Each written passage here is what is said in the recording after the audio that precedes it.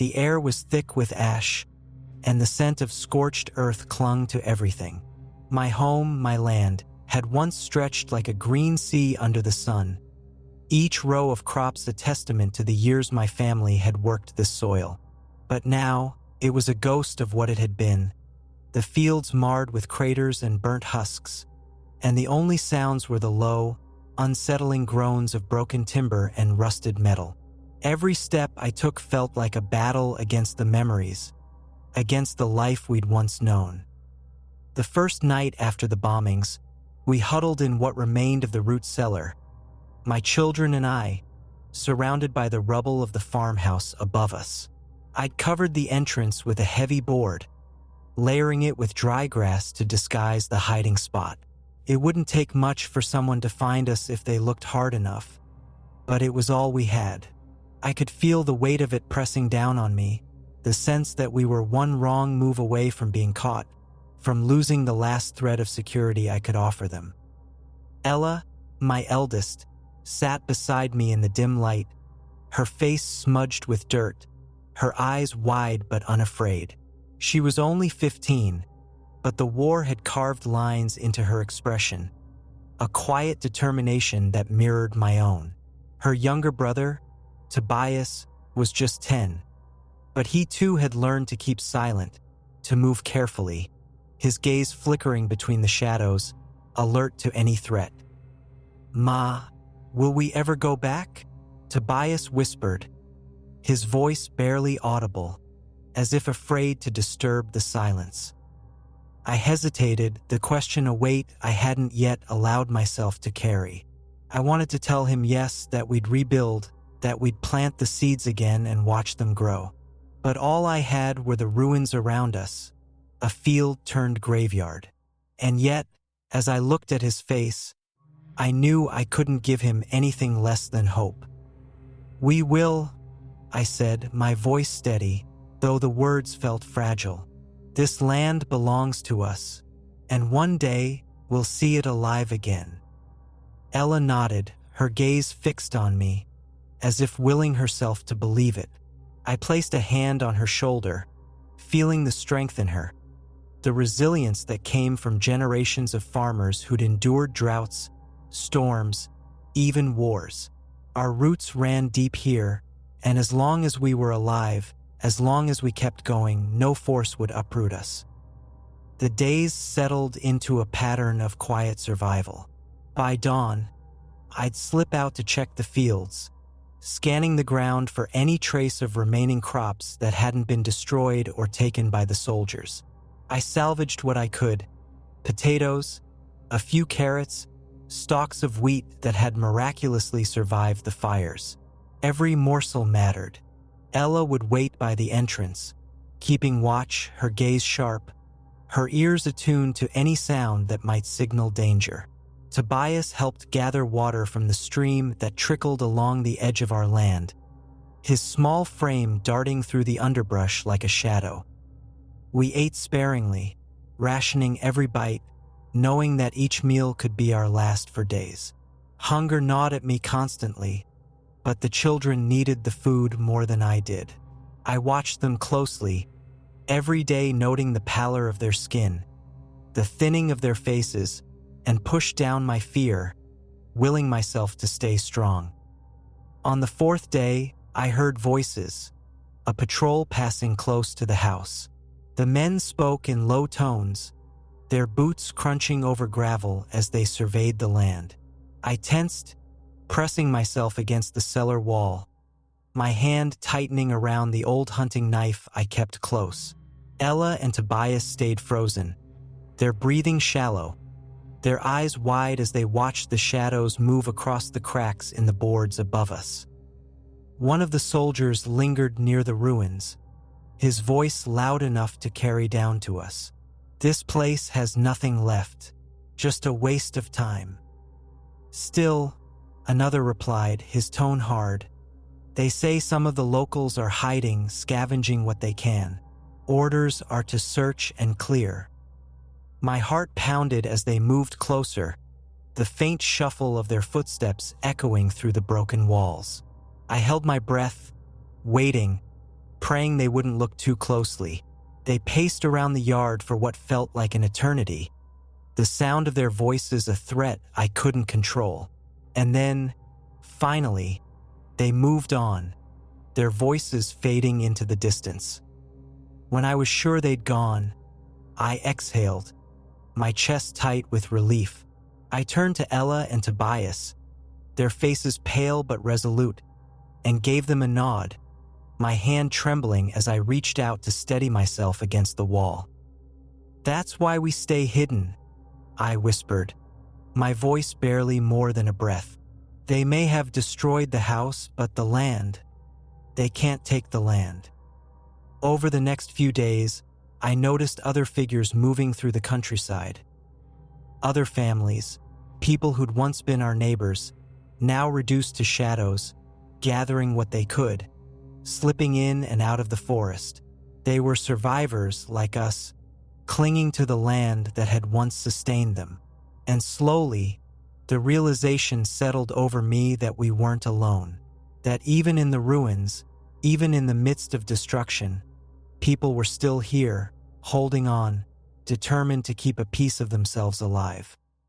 One evening, as the sun dipped below the hills, casting a soft, orange glow over the land, a figure appeared at the edge of our field. I tensed, signaling to Ella and Tobias to stay back, my heart pounding as I moved toward the entrance. But as the figure drew closer, I recognized him.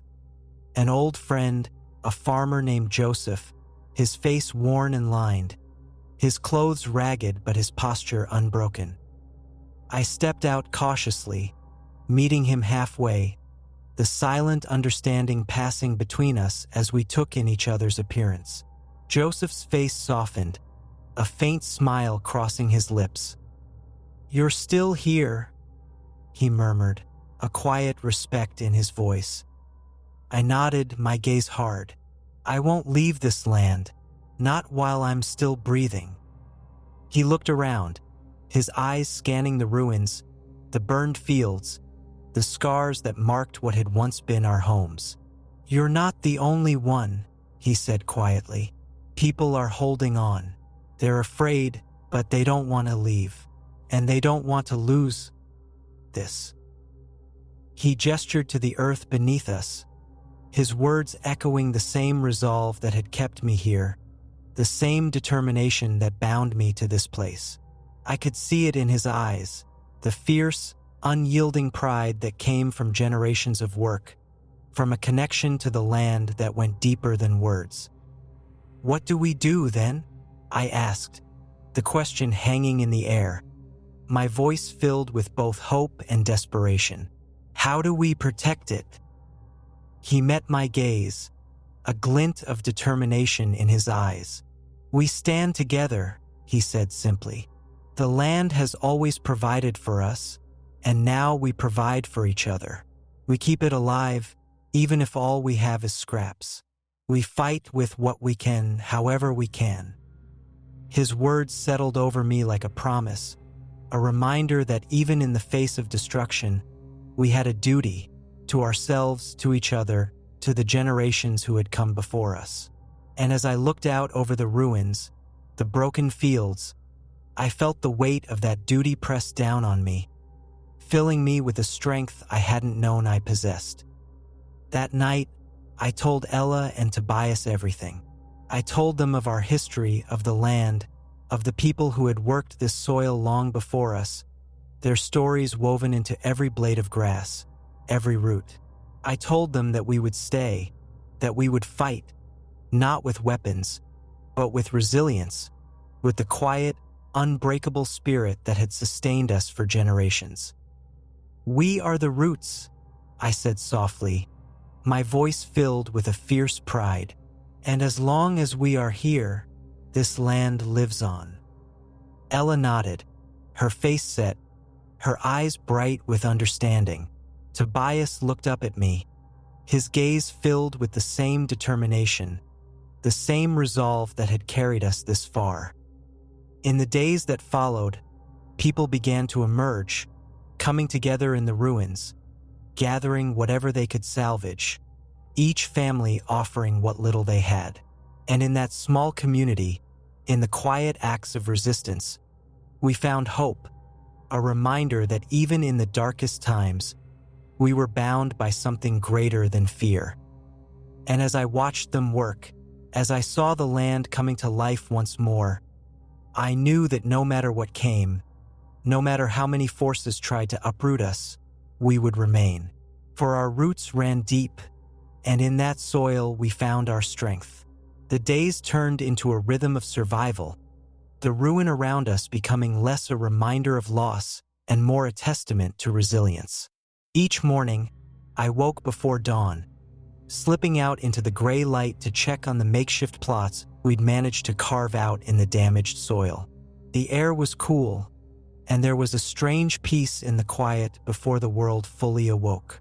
Even in its battered state, the land held a kind of beauty, like a scar that told a story, its wounds a reminder of all it had endured. Our neighbors began visiting more frequently, each bringing something to contribute to our quiet resistance. Joseph returned, this time with his wife, Latte, and their 2 teenage sons. Latte had a gentleness to her, a soft strength that felt like a balm in the tension of the war. The boys, Jacob and Franz, were strong, resourceful, their hands quick as they helped us clear the fields, their laughter a rare sound that reminded me of a time before. We worked together to transform the scarred earth, salvaging what we could from the wreckage. What little seeds and supplies we had, we shared, creating a patchwork garden on the edges of the bombed-out fields. Ella and Tobias learned quickly, their small hands becoming steady as they planted each row, careful to nurture each fragile seed. Ella's eyes shone with pride, her connection to the land deepening with each day, and Tobias took to it with a quiet determination, his once hesitant hands now skilled with the soil. But while the work brought a certain peace, danger was never far. Patrols passed by regularly, their footsteps a grim reminder of the occupation that shadowed us. The soldiers were looking for resistance fighters, for anyone who dared defy their rule, and while they hadn't paid much attention to us at first, we could feel their eyes on us, watching, waiting. The fields, the land, they saw them as something they'd claimed, something they could control. But to us, they were sacred, a piece of ourselves that no occupation could take. One afternoon, as we were tending to the crops, a small group of strangers arrived. They wore the worn, frayed clothes of travelers, their faces gaunt, shadows in their eyes that spoke of hardships they hadn't chosen to share. At first, I stiffened, ready to guard my family, to protect what little we had. But Joseph approached them without hesitation, offering his hand, a silent sign of welcome.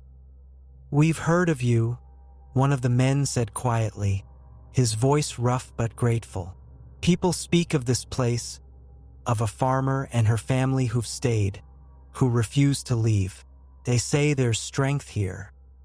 The words caught me off guard, filling me with a strange mix of pride and fear. I hadn't realized that our small act of resistance had rippled beyond our borders, that the struggle we'd taken on had become a symbol, a reminder of hope for others. I looked at Ella and Tobias, their faces lit with a new understanding, and felt the weight of their presence, the quiet support that made me believe we could endure anything. The strangers stayed with us, sharing stories of the occupied towns, tales of people hiding in cellars and forests, families separated by the war. Some stories brought comfort, a small act of kindness, a glimmer of resistance, but others were harder to bear. They spoke of people who had given up, who had lost their will to fight, who'd surrendered everything they'd known. It was Latte who spoke one evening, her voice soft as she looked at each of us, her words laced with both sorrow and conviction. "There are so few things we can control in this world, but here on this land we have a choice. We can decide to stay to protect what's ours. That's something no one can take from us." Her words settled over us like a bomb, strengthening our resolve. And in the days that followed, our small community grew, more families trickling in, each carrying a piece of themselves that they'd managed to salvage. They came to work the land, to feel the soil beneath their fingers, to remember what it was to build rather than to hide. We began to organize, creating systems to protect ourselves, to preserve what little we had.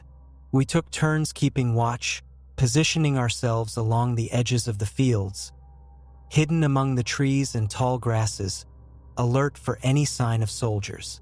The younger children were taught to stay quiet, to move without being seen, their small forms slipping into the shadows like wraiths. And every evening, as the sun set, we gathered by the ruined farmhouse, sharing what we'd harvested, each meal a reminder that we were alive, that we were together.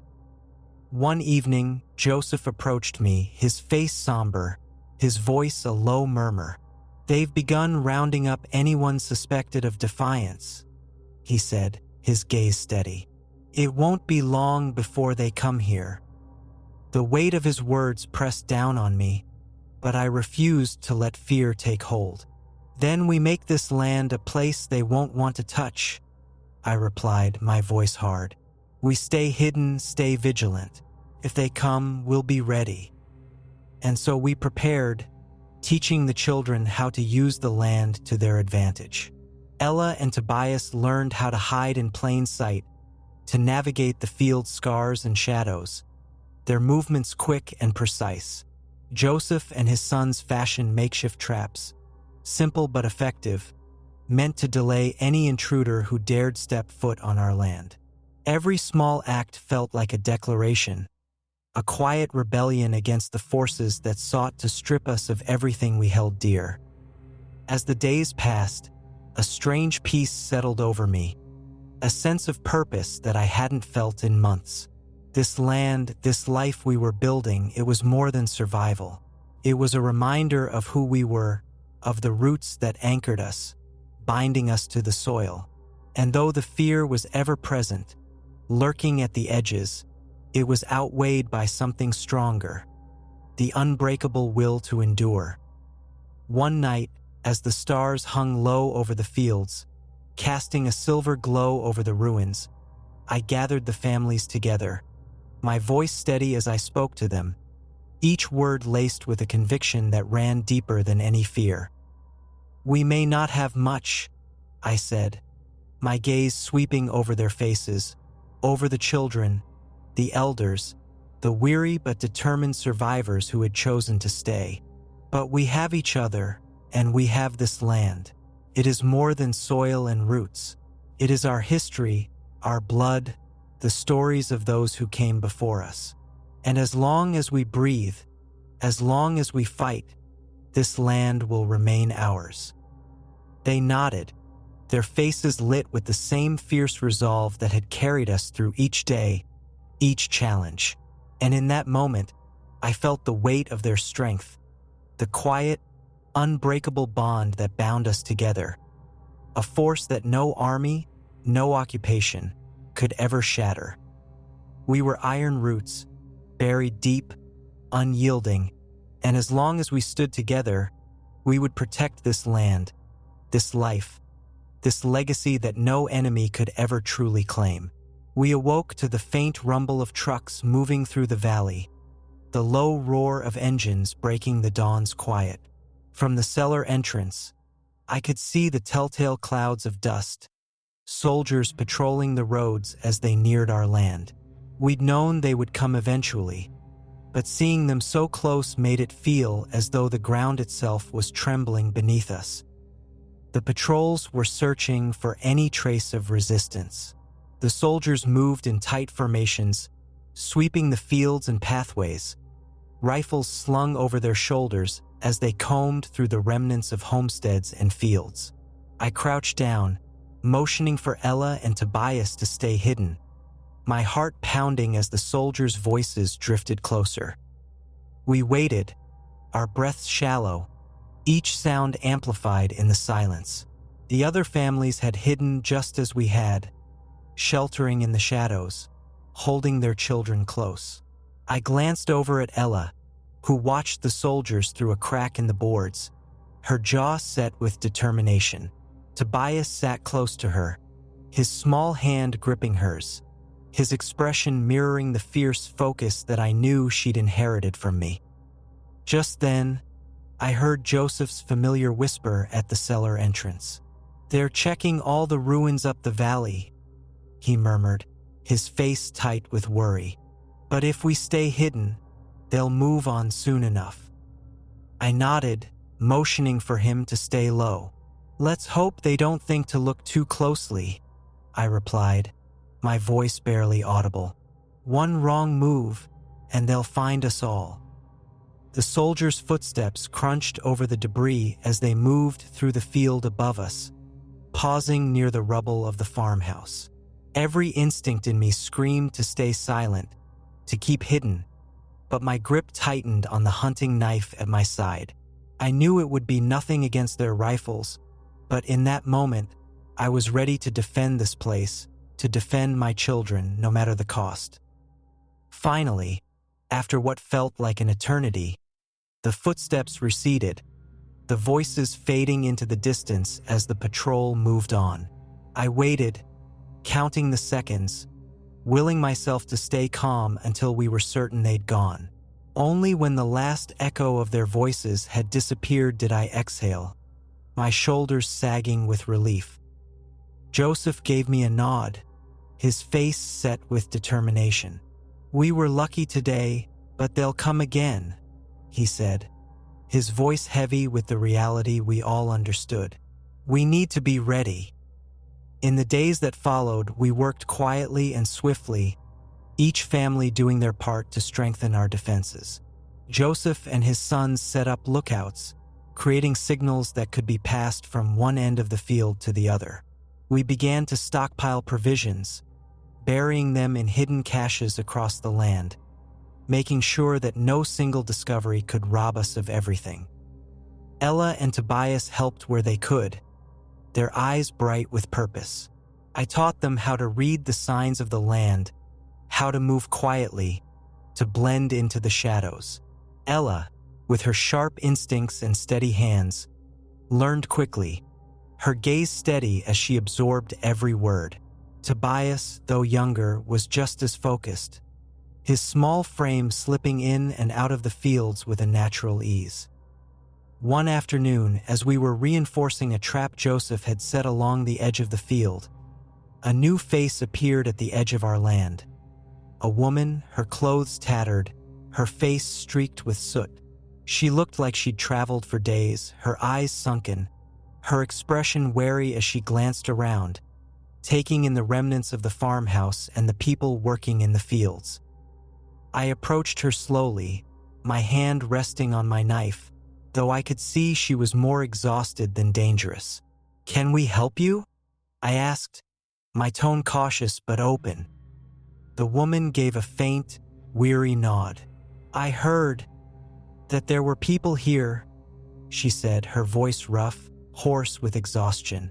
"People still fighting, still holding on." The desperation in her eyes, the quiet plea in her voice, struck a chord in me. I saw the same fear, the same fierce determination that had kept us here, the same hope that had carried us through each day. I nodded, gesturing for her to join us, to find shelter among us.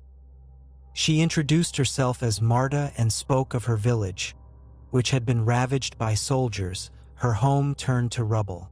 She had wandered for days, searching for anyone who still dared to resist, for a place where she could feel safe, even if just for a little while. And as she spoke, I saw the other families gather around, their faces filled with the same mix of empathy and determination. From that day on, Marta became one of us, working alongside the other families, helping us fortify the land. She brought with her skills we hadn't thought to learn, ways to fortify our shelters, to set snares for small animals, to create smoke signals in case we needed to warn each other. She was a survivor, like us, and her knowledge became invaluable as we grew, as our quiet rebellion took root. As more people trickled in, our routines evolved, each day marked by a new sense of purpose, of unity. We were no longer just surviving. We were preparing, building a refuge that could stand against the threats that surrounded us. We became watchful, wary, our eyes ever on the horizon, alert for signs of the patrols, for any hint that the soldiers would return. One evening, as the sun dipped below the hills, casting a golden glow over the fields, Joseph called a meeting, his face somber as he addressed us. "We've done well to survive this long, to keep the land alive," he said, his voice steady. "But we all know that won't be enough. There will come a day when we'll have to choose, whether to keep hiding or to stand and fight for what's ours." The families murmured, a mix of agreement and trepidation passing through the crowd. I glanced at Ella and Tobias, their faces lit by the fading light, their expressions resolute. They had grown in these past weeks, their innocence tempered by the resilience of survival. They were no longer just children. They were part of this fight, part of this land. I stepped forward, my gaze sweeping over the faces of those who had become our family, our community. "We may not have weapons," I said, my voice carrying across the field, "but we have something stronger. We have each other, and we have the roots of this land. If they come for us, we stand together. And we will make it clear that this place, this soil, it is not theirs to take." A murmur of agreement rose from the crowd, a wave of solidarity that rippled through each of us, binding us together. For the first time since the war had begun, I felt the stirrings of something more than survival, something fierce and unbreakable, a spirit that no force could extinguish. In the days that followed, our preparations became more intense, each task a small act of defiance. We sharpened tools, fashioned barricades from fallen timber and metal scraps, prepared shelters in the fields and forests where we could regroup if needed. Every step we took, every effort we made, felt like a statement, a declaration that we would not be driven from this land.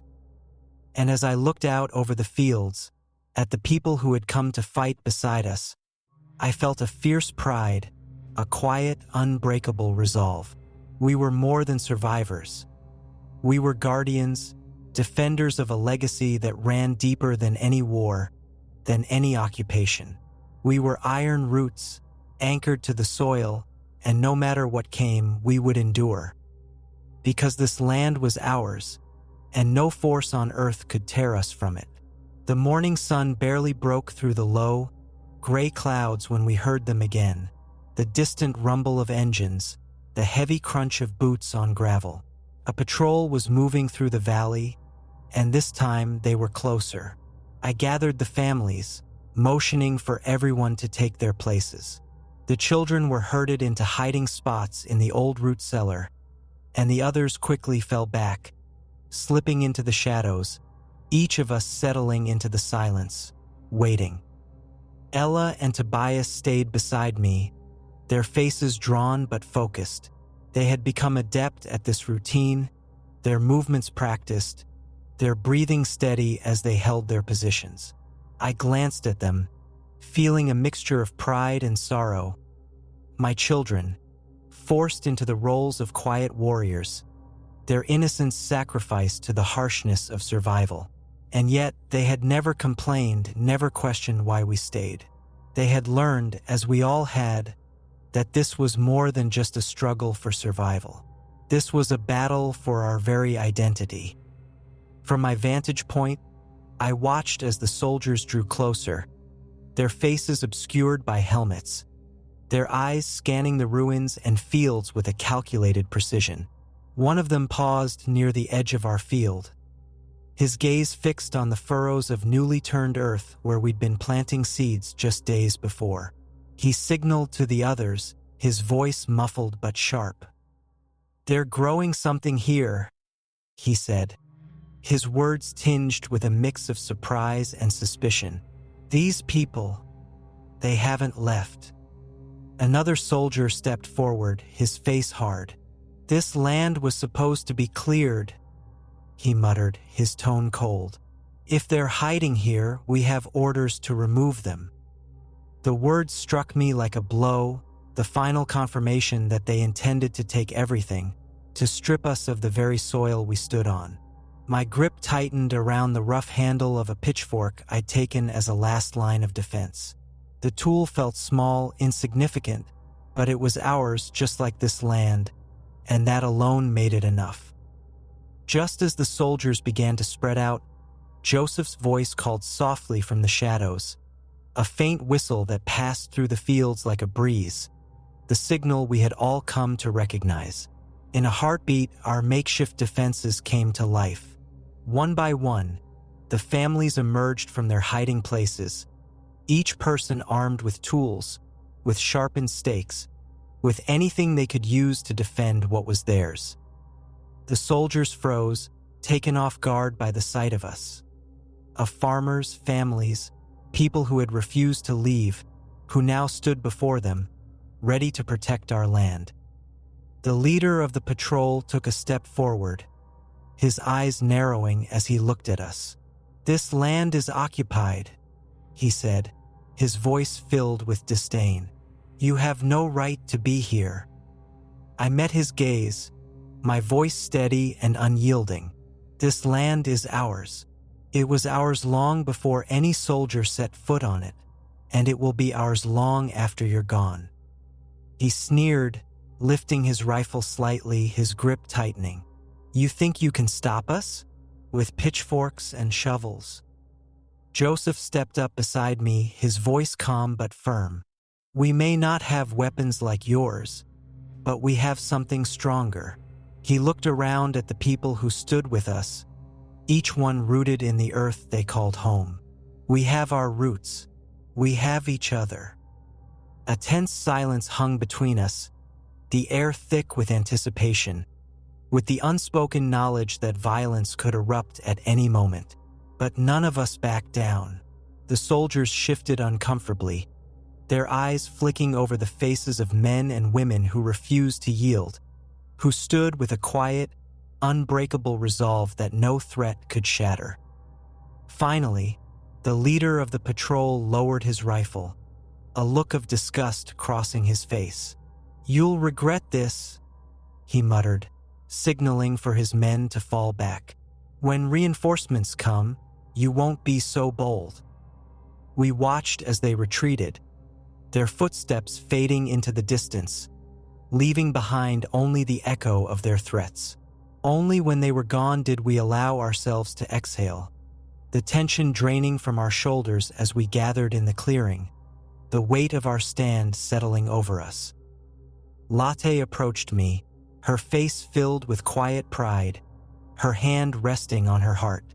"You were right," she murmured. "They can't break us, not as long as we stand together." I nodded, the realization sinking in that our unity, our determination, had become our greatest weapon. The soldiers could invade, they could destroy, but they could not take what lay at the core of who we were, the unyielding spirit that bound us to this land, to each other. In the days that followed, word of our resistance spread, carried by whispers through the valleys, the forests, reaching the ears of those who had been forced to flee, those who had hidden in isolation, believing they were alone. People began to arrive, one by one, drawn by the promise of a place where they could feel safe, where they could fight for something greater than themselves. Among them were faces I hadn't seen in years, old neighbors, childhood friends, even distant relatives who had once lived across the valley. They came with stories of loss, of hardship, but also with a fierce determination, a quiet resilience that mirrored our own. And as our community grew, so did our defenses, each person bringing their skills, their knowledge, their strength to help us rebuild, to prepare for whatever lay ahead. One evening, as the sun dipped below the horizon, casting a golden light over the fields, we gathered around a small fire, sharing stories, laughter, a sense of unity that had once felt impossible. Ella sat beside me, her gaze fixed on the flames, her face illuminated by the soft glow, her expression thoughtful. "Ma," she whispered, her voice barely audible. "Do you think they'll come back?" I placed a hand on her shoulder, the weight of the question heavy in my chest. "Maybe," I replied, my voice gentle but firm. "But if they do, we'll be ready." She looked up at me, her eyes filled with a quiet strength, a resilience that both comforted and humbled me. I saw in her the same spirit that had carried my family through generations of hardship, the same fierce pride that had kept us rooted to this land. And in that moment, I knew that no matter what came, we would endure. The fire crackled softly, casting shadows over the faces of those who would become our family, our community. And as I looked around, I felt a sense of peace, a certainty that we were no longer just survivors. We were guardians, protectors of a legacy that ran deeper than any conflict, stronger than any force that dared to challenge us. Because we were iron roots, bound to the soil, to each other. And as long as we remained, our land, our lives, our history would endure.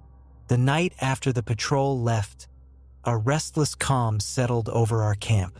The threat of soldiers returning hung over us like a dark cloud, but in the faces around me, I saw no fear, only determination. We were no longer just families clinging to survival. We were defenders of something sacred, a line of iron roots that no one would cross. I spent the evening helping Ella and Tobias prepare our supplies, teaching them how to conceal essentials in hidden caches across the property. As we worked, Ella's hands moved with quiet resolve, her face etched with the gravity of her task.